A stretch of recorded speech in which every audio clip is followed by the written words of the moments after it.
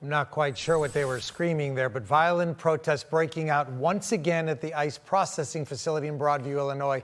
Police arresting 21 protesters. One officer was injured in the brawl. Border Czar Tom Homan has had it, we all have, with the rise of violence against ICE agents. I was watching the videos before I came out here. When they put hands on a law enforcement officer, they're getting arrested, going to jail.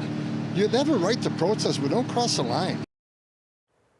A federal judge ordering hundreds of illegals released, but not so fast. Homeland Security posting on X, quote, "Womp womp, cry all you want. These criminal illegal aliens aren't getting released." Joining us now, former NYPD inspector and Fox News contributor Paul Morrow, along with Fox News contributor DeRoy Murdoch. Paul, I want to take you to Chicago tonight. I don't want to go there. What happens when you arrive? I mean, look, you can see what's going on. There's paid protesters and then there's paid protesters. There's a reason that in the middle of any weekday, the hyper-progressives who are driving all of this are able to field thousands of protesters in the middle of a workday. We used to say when I was still working, I don't understand, don't these people have jobs? Everybody else I know is at work. There's a reason for that. There is that ecosystem we've spoken so much about, the series of NGOs, they do the organizing. A lot of them are constituted as 501c3s, but then they throw the money to 501c4s, which are allowed to do the political stuff. This thing churns and churns and churns. We're only starting to peel back on it, but Soros, the Ford Foundation, Rockefeller Foundation, all these other groups, this is what they do for a living. What people don't understand is what you're seeing there is a career path. And it can be quite lucrative for some people, especially as they ascend into the management class. That's why it doesn't go away. All I can say is, like what I'm hearing from Homan, federal arrests, the local arrests never amount to peanuts because the prosecutors are half on board with this stuff.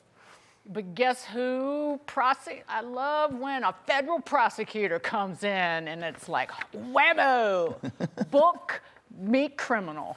Yeah, absolutely. Well, I think what's interesting about this is the protesters out there screaming and yelling, oh, let these people free, set them loose.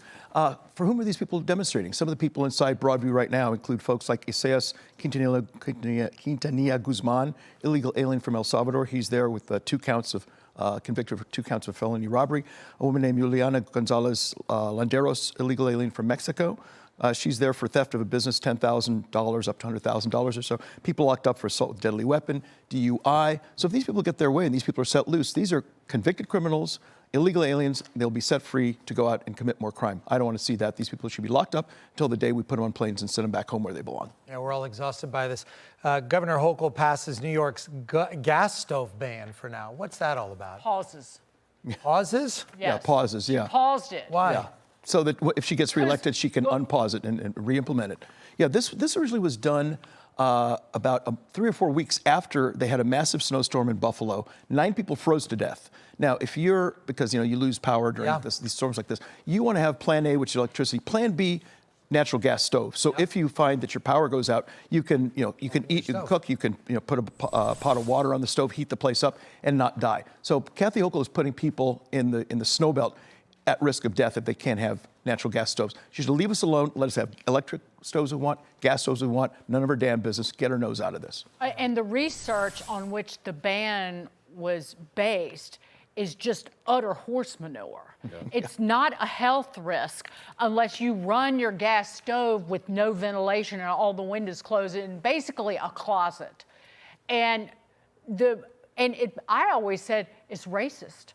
Because people, particularly a lot of like Asian cultures, they use woks. You can't use a wok on an electric stove, but I think that might be part of what she's up to. Restaurants, too. Yeah. Restaurants that use gas stoves are much more controllable, and you can also get it hotter. So gas stoves always work better in that context. And the thing is, this is her MO. She did this with congestion pricing. She paused it. She actually filibustered it a little bit. Don't worry about it, don't worry about it. After the election, boom, she puts it in. She's feeling the heat from Stefanik, from a growing movement against her. She might even get primaried. Next year, obviously, is a midterm election. There's a lot of House seats up for grabs. There's going to be a lot of money pouring into New York. She's going to be front and center targeted there. And the real rub for her is she owns Mamdani a bit because she endorsed him. So as Mamdani comes in, look, the article's telling us how great Mamdani is. They've already been written by the New York Times. We know that. But that said, the rest of us who live here in and around New York State, we're going to see what's going on. It's part of what she owns. She's fighting for her political career. Let me predict. If they ban these stoves, somebody's going to end up burning a building down using a propane camping stove. Yep. Yeah, Good point. very true. No, just because they're going to cook on gas. I'm cooking with gas. You're not banning my gas stove, and then they accidentally burn the building down. Oops. Comedian Jim Gaffigan defending not getting political with his comedy, telling Variety, quote, "My best friend from childhood was furious that I did the Al Smith dinner. He said, I can't believe you didn't destroy Trump." And I'm like, I know it's not going to change anything. And the task was to attack both sides. People are coming to a show to have a break from some of this drama. Amen, Paul.